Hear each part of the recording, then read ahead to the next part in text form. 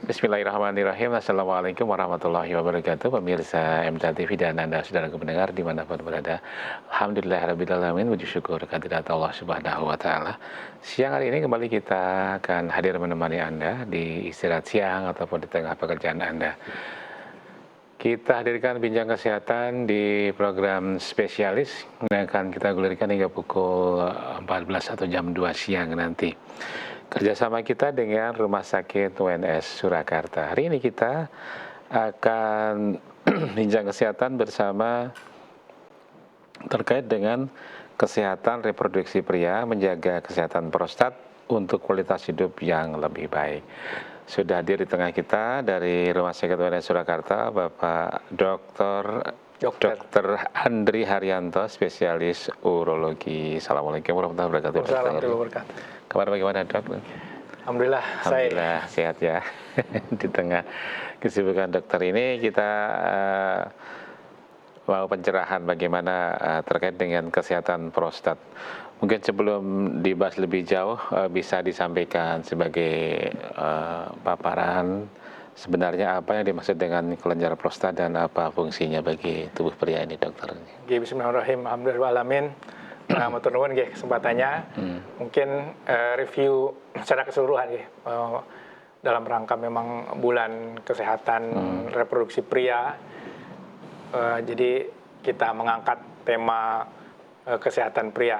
Sementara kelenjar prostat itu sendiri hanyalah salah satu dari saluran atau organ dari reproduksi pria.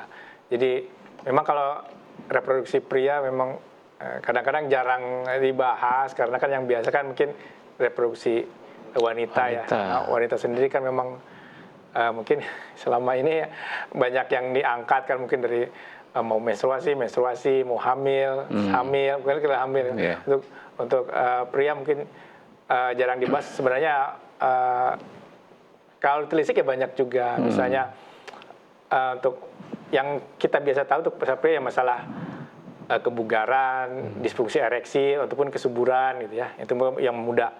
Namun biasa kalau kita kan mulai periksa setelah ada masalah terutama yang tambah usia gitu, laki-laki umur 40 tahun mulai keluhan berkemih. Nah, itu keluhan berkemih itu biasanya meskipun nggak mesti ada masalah dari kelenjar prostat di mana ketidakseimbangan hormonal, kelenjar prostat yang mungkin membesar sehingga mulai menunjukkan gejala-gejala kelainan berkemih. Meskipun kelainan berkemih itu nggak mesti karena kelenjar prostat. Kelainan berkemih itu contohnya bagaimana? Nah itu tadi, kelainan berkemih bisa orang mulai pipisnya agak rendet, agak susah, harus mengedan.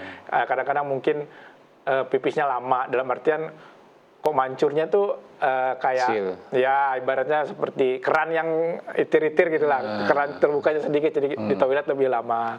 Atau mungkin karena tidak lancar, otomatis bolak-balik ke toilet. Setelah ke toilet rasanya kok masih ada sisa gitu ya. Meskipun bolak-balik ke toilet nggak mesti prostat, mungkin ada orang yang karena gangguan kelainan yang lain gitu. Terus ada juga pembesaran. Mungkin dan pembesaran itu sendiri kan bisa pembesaran biasa dalam artian bukan ganas ataupun pembesaran yang ganas itu dari itu masalah prostatnya. Itu yang biasanya orang keluhkan, terutama pria-pria yang usianya bertambah lah ya, mungkin 40 mendekati 50 gitu. Dan biasanya suka dianggap bukan masalah. Itu cuma biasa seperti itu. Cuma kan mengganggu apabila kayak misalnya pipisnya tidak lampias, kadang-kadang ada menetes.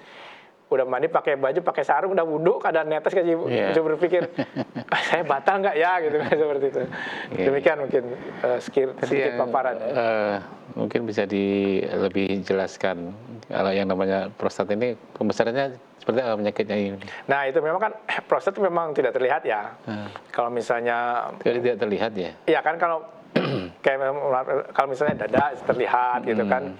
Terus misalnya liver bisa kita raba, lambung bisa raba meskipun tidak terlihat bisa diraba. Prostat agak sulit karena kan prostat itu di bawahnya kandung kemih tapi juga di baliknya usus besar ya. Jadi memang tidak terlihat. Sukar diraba.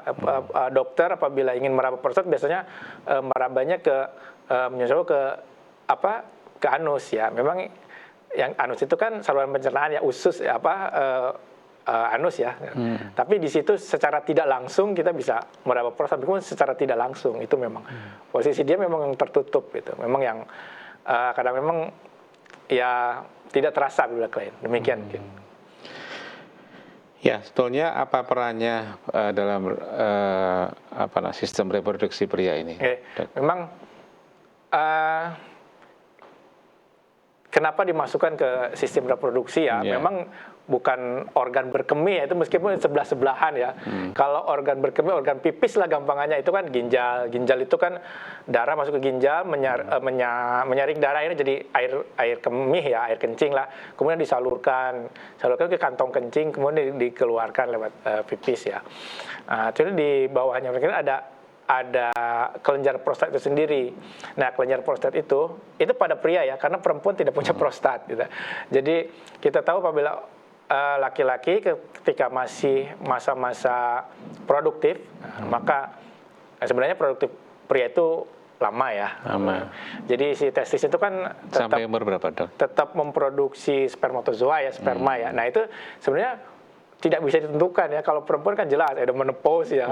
Meskipun secara teori katanya ya laki-laki juga ada andropause. Jadi itu sebenarnya nggak bisa ditentukan karena kan ya memang ada penurunan hormon ya. Tapi ketika laki-laki ada penurunan hormon bukan berarti si testisnya tidak memproduksi sperma lagi gitu. Cuma produksinya lebih sedikit atau mungkin kadang-kadang tidak optimal lah gitu. Jadi memang kalau laki-laki itu sukar ditentukan gitu. Apalagi bagi saya melenceng sedikit ya, bagi orang-orang yang mungkin bugar gitu, kondisinya baik gitu kan, umur 50-an itu kan mungkin masih bugar, masih bisa produktif gitu ya.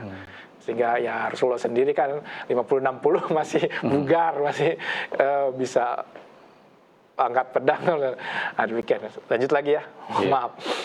Jadi si prostat itu fungsinya dia mengeluarkan sekret. Sekret itu seperti getah. Getah itu dia memberikan suatu cairan yang jadi sarana untuk si sperma itu hidup di situ. Jadi apabila kita akan ejakulasi itu kan nggak langsung keluar sperma dulu kan, ada cairan bening gitu. Nah itu cairan prostat yang dia keluar terlebih dahulu untuk melumasi saluran. Kalau ada yang kotor-kotor atau infeksi-infeksi ke situ disterilkan, dibunuh sama dia. Termasuk saluran itu kayak semacam nutrisi gitu. Ada makanan untuk si sperma keluar. Nah, jadi ini belum keluar sperma. Jadi dia menyiapkan. Nah, nanti ketika sperma keluar kan itu menempuh jalan kan dia dari duktusnya sampai ke saluran. Kan laki-laki salurnya panjang ya. Nah, sepanjang saluran itu si saluran itu ketika mau keluar akan dicampur juga oleh salinan sperma itu supaya ya itu tadi makanya jadi saluran semen ya, karena bukan cuma spermatozoa aja, ada saluran cairan sperma juga, ada cairan prostatnya juga berkumpul di situ, sehingga si sperma itu mendapatkan lingkungan yang memungkinkan sperma hidup lebih lama, kemudian mendapat makanan, nutrisi di situ ya, nutrisi sampai dia disemprotkan melalui uretra keluar dari penis gitu. Jadi pas perjalanan dia ada faktor pendukungnya yaitu si cairan prostat itu. Demikian. Jadi disebut sebagai saluran reproduksi karena ya memang dia bukan yang membuahi ya, yang tidak yang membawa keturunan bukan si prostatnya, tapi dia yang mendukung si sperma itu atau spermatozoa itu untuk hidup gitu dan bergerak. Terima kasih. Kalau gangguan atau penyakit prostat apa saja yang paling sering dijumpai pada pria ini, Dok? Nah, yang paling sering itu tadi mungkin kalau masih muda bisa aja radang ya, prostatitis, tapi itu termasuk yang jarang karena prostat itu terlindungi dan ada lapisan yang menutup ya, sehingga bisa jarang. Beda dengan orang suka bilang ISK, infeksi saluran kemih, itu kan mungkin anyang-anyangan gitu kan. Tapi memang untuk infeksi memang jarang. Nah, untuk sering itu ya yang seperti saya kemukakan sebelumnya, biasanya yang lanjut usia itu memang sukar ditentukan ya. Ya mulai dikatakanlah sekarang umur 50 ke atas lah ya, yang mulai hormonnya tidak stabil gitu. Nah itu mulai karena ketidakstabilan hormon mulai dia membesar.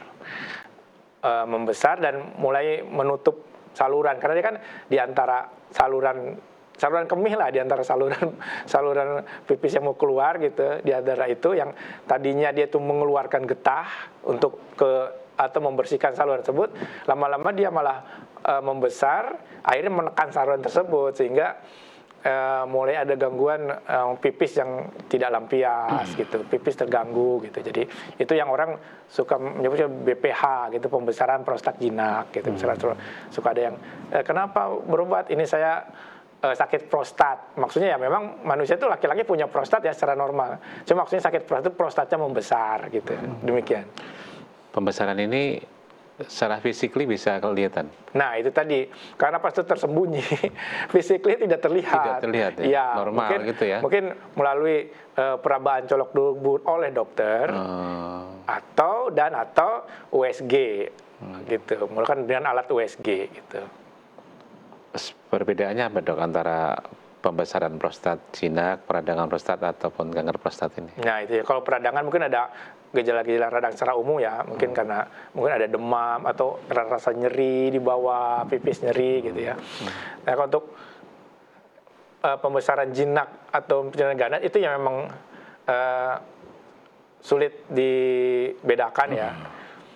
Dalam artian tidak bisa secara sekilas ditentukan ini jinak ataupun ganas. Oleh karena itu apabila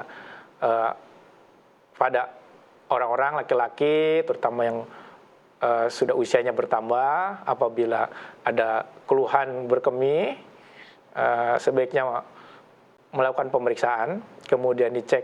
Nah, apabila prostatnya membesar, dilihat ada tanda-tanda ke arah keganasan atau tidak. Tanda-tandanya ya salah satunya dengan pemeriksaan laboratorium, misalnya ada nilai-nilai yang meningkat atau tidak, misalnya ada PSA, prostat spesifik antigen ya, kita lihat dari laboratoriumnya, oh kalau ada misalnya meningkat, siapa tahu, karena kan intinya screening ya, untuk melihat ada ke arah ganas atau tidak, siapa tahu ada ganas itu yang mandatori untuk kita melakukan pemeriksaan lebih lanjut. Kita kalau pemeriksaannya cuma membesar saja dari USG, dari pemeriksaan dokter tidak ke arah keganasan, ya mungkin ya nanti tata laksananya berbeda, meskipun dia disesuaikan ya, sesuaikan dengan keluhannya.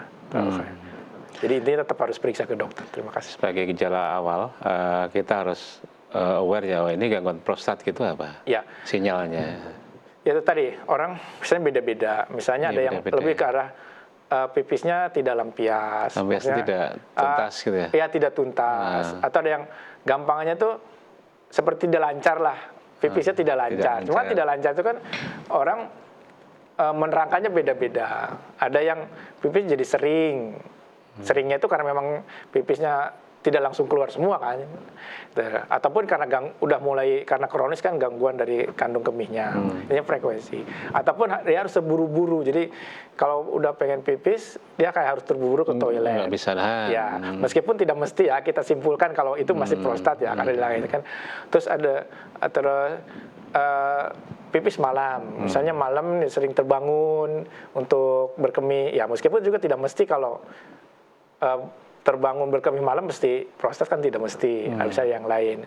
Terus harus mengedan, itu yang biasa, itu mudah sekali tanya. Misalnya, apakah harus mengedan gitu, mengejan gitu.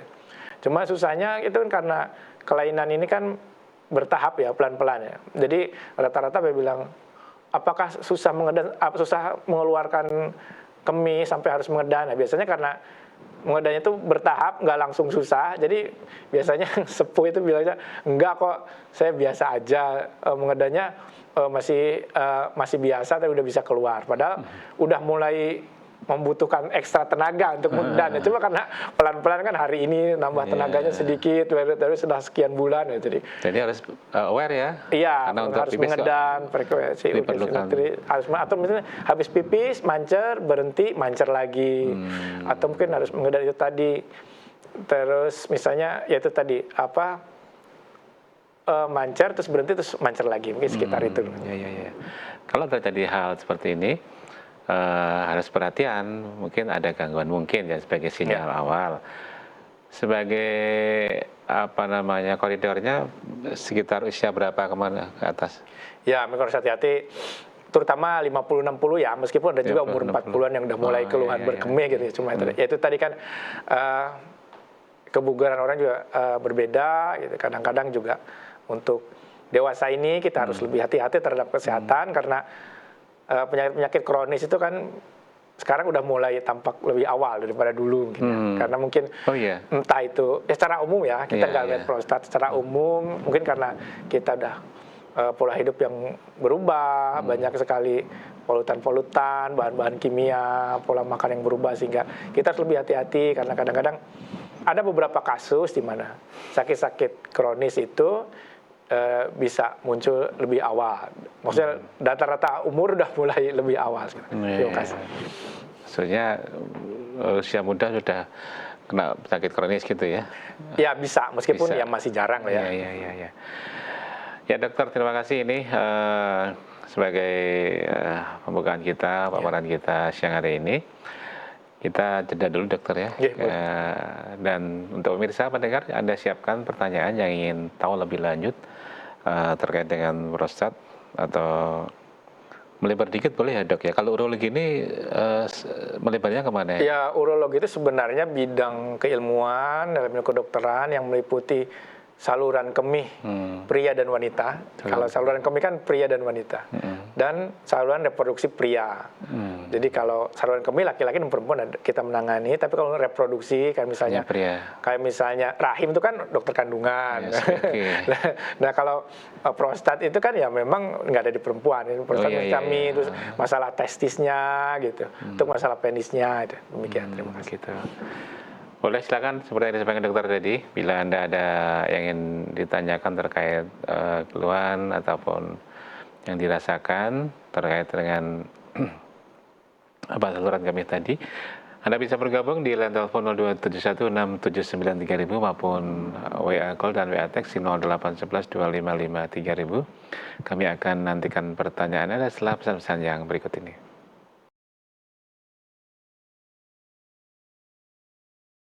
Baik, terima kasih Anda masih bergabung bersama kami pemirsa di program spesialis bersama kita dengan Rumah Sakit UNS Surakarta.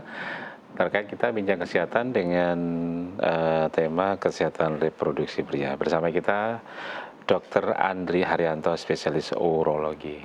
Kita berikan kesempatan Anda untuk bergabung bersama di line telepon 02716793000. Seperti yang sudah siap, saya sapa. Halo, Assalamualaikum warahmatullahi wabarakatuh. Nggak jadi, saya berikan kesempatan kembali, silakan 6793000 ataupun WA call, WA text juga boleh ya di 0811 255 3000, lagi di 0811 255 3000. Dokter, kita gali lebih dalam terkait dengan prostat ini dokter. Kalau sudah terkena gangguan prostat, apakah dapat mempengaruhi fungsi seksual dan kesuburan pria ini dok? Iya. Secara sekilas tentu ya karena bisa langsung atau tidak langsung dalam artian apabila orang gangguan berkemih ya tentu secara ini aja akan mempengaruhi kualitas hidup, mempengaruhi kenyamanan, sehingga masalah seksual itu sendiri bisa terganggu. Secara langsung juga bisa karena si pembesaran prostat itu sendiri bisa memang mengurangi libido, mengurangi kesuburan gitu. Demikian. Iya. Ini ada pertanyaan tapi ibu-ibu ini nyambung apa enggak, saya bacakan dulu ya dok ya. Dokter, saya nenek usia 66 tahun, saya sering kencing 3 atau 4 jam sekali terasa mau kencing. Kalau malam 2 kali terbangun kencing, apa ada penyakit di saluran kencing saya? Gula darah normal, tensi normal. Ibu Endang di Palembang ini. Palembang, terima kasih Ibu Endang, jauh sekali. Ya, jadi kalau memang seandainya gula darah normal, tidak ada riwayat penyakit yang lain ya, mungkin saja ada masalah di saluran kemih. Tapi maksudnya masalah di saluran kemih itu bukan berarti misalnya mungkin ada tumor atau batu atau bagaimana. Tapi kan masalah kemih itu bisa memang salurannya, dalam artian ibarat itu ya bendanya ya, salurannya, anatominya ada yang mengganggu atau mungkin secara fungsional. Pada kondisi-kondisi tertentu misalnya gulanya baik tapi memang eh, kondisi tertentu jadi pipisnya jadi bolak-balik ya, mungkin jadi overactive karena dia mungkin ada makanan-makanan tertentu yang mempengaruhi, jadi kantong kencingnya jadi selalu ingin mengeluarkan pipis atau mungkin air kencingnya juga yang memang lebih banyak gitu, atau mungkin ada infeksi sehingga kantong kemihnya itu teriritasi. Jadi si kantong kemihnya kayak seperti ingin mengeluarkan, ingin mengeluarkan infeksinya. Tapi juga mengeluarkan betulan. Ya mengeluarkan air kemihnya, tapi kan air kemihnya tinggal sedikit kan, tapi dikeluarkan gitu. Bisa seperti itu, atau juga memang ada penyempitan. Bisa saja misalnya untuk perempuan yang misalnya menopause, kadang-kadang ada kadang-kadang ada penyempitan gitu, mungkin agak salurannya tidak elastis lagi, sehingga meskipun saluran di bawah kantong kencing itu untuk keluar perempuan lebih pendek daripada laki-laki, dan kan bisa aja untuk kondisi-kondisi tertentu mungkin itu agak sedikit mempengaruhi ya, agak menyempit gitu. Atau mungkin ada kondisi yang lain, misalnya ada rahimnya mungkin ada yang agak keluar gitu, jadi menghambat untuk berkemih gitu. Atau mungkin ya ada faktor-faktor yang lain gitu. Jadi ya sebaiknya diperiksakan terlebih dahulu kepada dokter, dipastikan tidak ada faktor yang lain, misalnya yaitu tadi gulanya, misalnya gula baik, terus tidak ada riwayat stroke misalnya, karena kan saraf juga mempengaruhi, tidak ada riwayat trauma yang mempengaruhi saraf misalnya, terus dilihat organ-organ yang lain, mungkin dengan USG atau yang lain, organ-organ misalnya telurnya gimana, rahimnya gimana, terus dilihat dari luar gimana, ada masalah apa tidak. Apabila memang tidak ada masalah yang lain, berarti ya mungkin kita berpikir ke skema fungsional ya, gangguan fungsional. Itu juga dilihat, cek air kencingnya ada infeksi atau tidak gitu, demikian. Jadi demikian. Jadi bisa iya, bisa juga tidak gitu. Mudah-mudahan segera sehat. Terima kasih. Ya, jelas ke dokter dulu ya. Arahnya dokter apa ini? Kalau untuk awal penyakit yang tidak terlalu parah, mungkin screening ke PPK 1 ya, puskesmas, ke klinik gitu. Pemeriksaan awal tidak apa-apa. Nanti dari situ kan dokternya akan melihat ini ke arah mana, ada apa yang perlu diperbaiki. Itu tadi mungkin misalnya ternyata secara tidak langsung ada masalah di bidang kandungan, mungkin kan ke dokter kandungan, atau mungkin ada masalah yang lain seperti misalnya kasus yang lain ada riwayat stroke, mungkin maksudnya dievaluasi ke dokter saraf ataupun yang lain. Tapi kalau misalnya yang tidak ada masalah ya mungkin bisa dibikin atau pemeriksaan diri ke dokter spesialis urologi. Iya. Baik, seperti Ibu Endang di Palembang, terima kasih. Kita beri kesempatan yang lain, Anda pemirsa dan pendengar bisa bergabung bersama kami di saluran interaktif kami 02716793000 ataupun WA call, WA teks juga boleh di 08112553.000. Sekali lagi di 08112553.000. Kita bicara tentang saluran kemih dan prostat. Kalau kemih ini bisa laki-laki dan perempuan gitu. Dokter, sambil menunggu yang ditelepon, faktor apa saja yang dapat meningkatkan resiko terjadinya gangguan di kemih maupun prostat ini, Dok? Ya mungkin tidak ada yang khusus ya. Cuman ya kita dari awal kan istilahnya mencegah itu lebih baik daripada mengobati. Kita secara umum tidak ada yang khusus, pola hidup sehat kita lakukan. Di sini ini kita terima dulu, Dok. Nanti kita sambung lagi. Halo, assalamualaikum warahmatullahi wabarakatuh. Di lantai telepon sudah masuk, dari siapa, di mana? Karena kecil. Halo. Halo, assalamualaikum warahmatullahi wabarakatuh. Dari siapa, di mana? Ini Radio Kusuma ya? Ya, silakan Bapak. Dari siapa, di mana? Saya mau tanya, Pak, ini kan saya dengarkan radio kok ada tanya jawab gitu loh, Pak. Ya, Bapak namanya siapa? Saya Pak Narno, Pak, dari Magelang. Pak Narno, Magelang. Silakan, Pak, ditanyakan. Ya, ini mau tanya, Pak, masalah ini, Pak. Masalah sholat atahiyat. Mohon maaf, Bapak, ini kita terkait sampai di mana? Pak Narno, kita konsultasi kesehatan, Bapak. Oh, maaf Pak ya. Iya, nanti di jam 4 sore ya. Di jam 4 sore, Pak. Kalau kesehatan ini, Pak, kesehatan tanya ini kesehatan. Apa? Kalau kesehatan itu saya mau tanya. Kalau mata, Pak, mata itu berkunang-kunang terus, Pak. Sejak dulu berkunang-kunang. Pak Narno, tadi dengarkan tidak, ini kita terkait dengan saluran kemih maupun prostat, Pak. itu tuh Pak. Oh. Ada pertanyaan buatan yang buatan ya tidak apa-apa sudah. Iya. Oh ini saya di radio kok Pak ini kok tanya jawab agama Pak ya. Oh beda berarti salah nomor Bapak ini. Oh gitu ya. Terima kasih Pak. Terima kasih. Waalaikumsalam warahmatullahi wabarakatuh. Pak Narno di Magelang tadi ya. Kusuma FM. Oh ya, mungkin siang ini di program yang lainnya. Baik. Kita beri kesempatan kembali 6793000 maupun WA di 0811 0811 255 3000. Kembali ke tadi dokter ya, yang meningkatkan resiko gangguan kemih dan prostat tadi.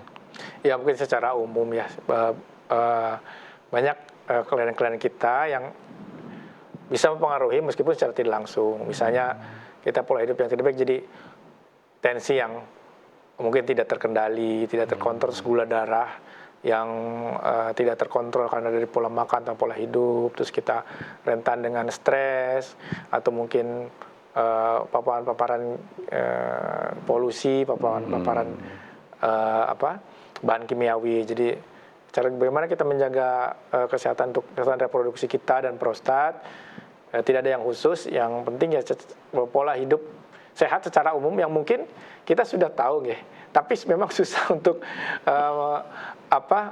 melakukannya. Misalnya pola hidup teratur gitu, istirahat yang cukup, makan makanan yang baik dan berimbang, terus olahraga yang teratur gitu. Demikian, karena kalau kondisi kita baik, insya Allah organ-organ kita juga baik.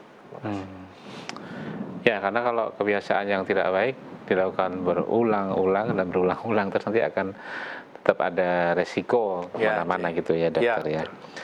Silakan Anda bisa bergabung bersama kami untuk pertanyaan. Kami berikan kesempatan di line telepon 02716793000 ataupun WA call, WA teks di 0811 255 3000. Ya, sebetulnya kita sebagai bukan pasiennya. Kapan seseorang itu harus memeriksakan diri ke dokter terkait dengan keluhan saluran kemih ini, dok?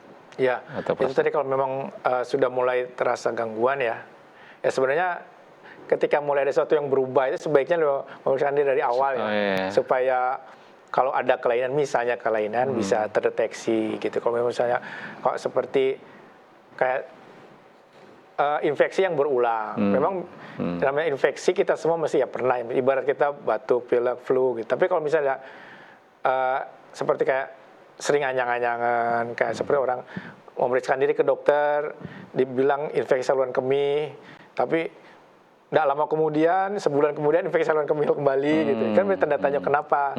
Atau jangan-jangan memang salurannya sudah tidak lancar karena ada si proses yang membesar sendiri. Cuma kadang-kadang kita tidak sadar kalau kita sudah tidak lancar, karena itu tadi kan sedikit-sedikit ya keluhannya itu nggak langsung terasa rendet gitu ya. Terus atau mungkin ada gejala seperti itu tidak lancar, atau mungkin nyeri ketika berkemih, atau kan pipis jadi lebih sering keruh, lebih sering misalnya bercampur darah gitu. Kalau yang gitu kita segera memeriksakan diri ke fasilitas kesehatan. Gaya hidup sehat, olahraga, dan apakah berat badan ini juga ngaruh ke kesehatan prostat, dok? Ya itu tadi mempengaruhi, tapi tidak langsung karena bukan pada orang-orang yang berat badannya berlebih, obesitas, biasanya gangguan-gangguan juga metabolik gitu. Dan itu termasuk juga gangguan kepada si prostatnya, jadi mungkin lebih mudah terkena sakit, lebih mudah membesar gitu, lebih mudah terkena gangguan berkemih, juga gangguan demikian. Ini ada pertanyaan dari WA, dok, dari Pak Suhardono. Tanya dokter, kadang-kala saya pipis, kadang berbusa. Ini gejala apa, dok? Ya, pipis berbusa bisa karena memang bermasalah atau tidak bermasalah ya. Karena ini termasuk yang sering ditanyakan karena mungkin lagi ramai di media sosial. Karena kan ya memang bisa bermasalah, dalam artian mungkin kita sedang infeksi, atau mungkin ada gangguan ginjal atau mungkin sebenarnya normal-normal saja. Jadi Pipis berbusa itu normal? ya maksudnya gini, kadang-kadang secara subjektif orang berbusa seperti apa kan kita juga belum pastikan gitu. Jadi kadang-kadang ngeliat ibu itu, wah pipis waspada, pipis berbusa, tanda-tanda apa misalnya. Tapi berbusa seperti apa kita begitu kita lihat itu terus kita ke toilet berbusa langsung orang takut. Ya kita bukannya kita harus hati-hati, harus waspada, tapi juga jangan overthinking ya, malah jadi stres sendiri. Jadi misalnya bisa saja pipis yang kelihatan berbusa sekali itu mungkin bisa saja tanda bahwa memang fungsi ginjalnya sedang menurun karena ada sesuatu yang lain ya, karena fungsi ginjal menurun itu kan sesuatu yang tidak akut ya, bisa akut bisa kronis, tapi seringnya kita kronis kan mungkin ada hipertensi yang kronis atau penyakit gula yang kronis, atau juga kencing berbusa karena ada infeksi, saat itu sedang ada infeksi gitu, infeksi di saluran kemihnya gitu. Makanya dirasakan aja mungkin apa yang ada. Apabila memang tidak hilang ya silakan berobat ke dokter. Nanti kalau saya pribadi sih kita cek air kemihnya, cek darahnya, kemudian bila perlu kita lakukan pemeriksaan USG, wawancara, dan banyak juga pasien yang mengeluhkan BAK berbusa itu ya pas diperiksa sebenarnya normal. Bukan berarti pipis berbusa itu normal, tapi ada beberapa pasien yang mengeluhkan BAK berbusa tapi dalam range yang normal gitu ya. Gitu. Karena kan mungkin posisi kita BAK berdiri masuk ke cairan kadang-kadang juga ada busanya gitu, demikian. Iya. Pipis yang berbusa ada yang bilang itu indikasi gula kita tinggi, itu benar nggak itu? Gimana? Indikasinya gula kita tinggi. Iya, makanya ada yang memang berbusa karena gulanya tinggi, atau mungkin itu penurunan fungsi ginjal di mana urin kreatin meningkat, atau ada juga yang pas kebetulan saat itu sedang infeksi. Jadi betul bisa gula tinggi, pipis berbusa. Makanya perlu pemeriksaan lebih lanjut. Ya, kita tidak bisa memponis sakit apa hanya dengan melihat BAK-nya berbusa. Ya meskipun ya bukan berarti kita cuek aja ya, kalau memang pipisnya selalu berbusa kita periksa. Tapi ada juga yang mengeluhkan pipis berbusa ternyata diperiksa mungkin dia baik gitu ya, masih normal gitu ya. Gitu Pak Suwardono, nggak tahu dari mana ini. Berikutnya di WA Dok ini dari Pak siapa ini? Pak Giman di Bantul, Jogja. Saya sudah pernah operasi prostat, tapi kok belum lancar pipisnya. Sudah 3 tahunan. Itu gimana Dok? Ya, jadi memang kadang-kadang ada penyakit yang berulang atau memang masih ada masalah. Makanya apabila misalnya kita prostat ya, katakan mungkin pembesaran prostat, kemudian dilakukan operasi, misalnya TURP namanya. Nah itu perlu digali kembali.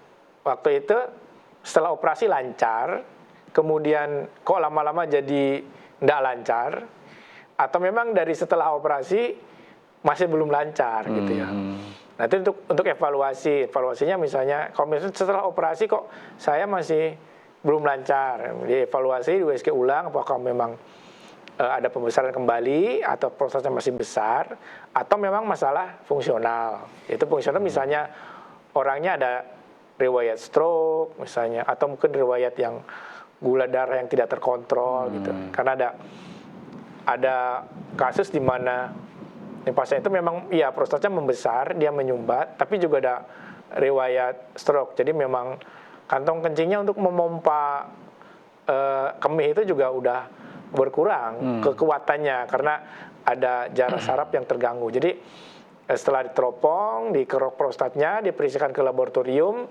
hasilnya bukan kanker, pembesaran biasa gitu.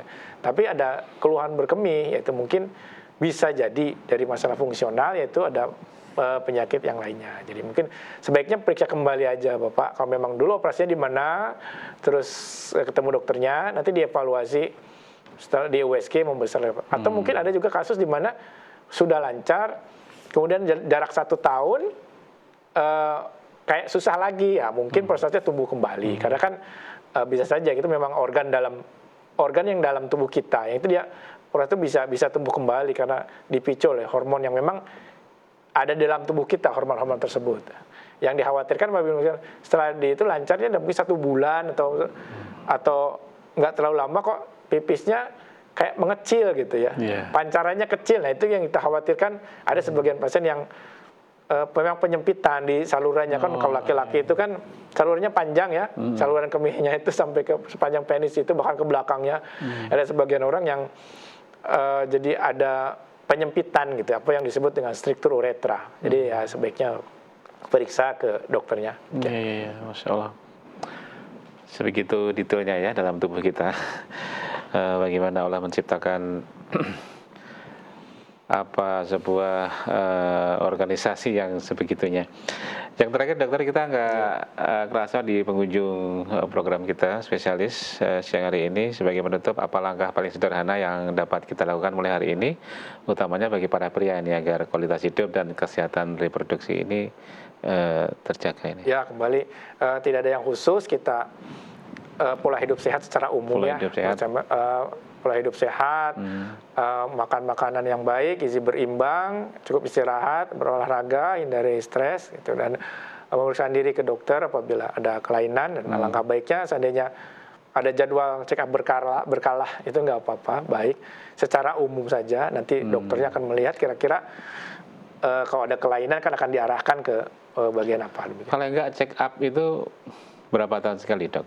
Tergantung ya. Si orang itu mungkin ada kecenderungan apa. Mungkin kalau misalnya pernah ada sakit prostat, pernah ada riwayat batu ginjal, mungkin kan awal-awal 4 bulan, kemudian berikutnya 6 bulan sekali, kemudian berikutnya bisa 1 tahun sekali. Mungkin kalau secara umum ya bisa 6 bulan sekali atau 1 tahun sekali ya. Secara umum kalau tidak ada keluhan, orang yang sehat-sehat saja mungkin bisa 1 tahun sekali. Terus dilihat juga umur dan itu kecenderungannya kemana ya. Mungkin kalau check up-nya orang 30 tahun, check up-nya umur 60 tahun kan berbeda itemnya ya.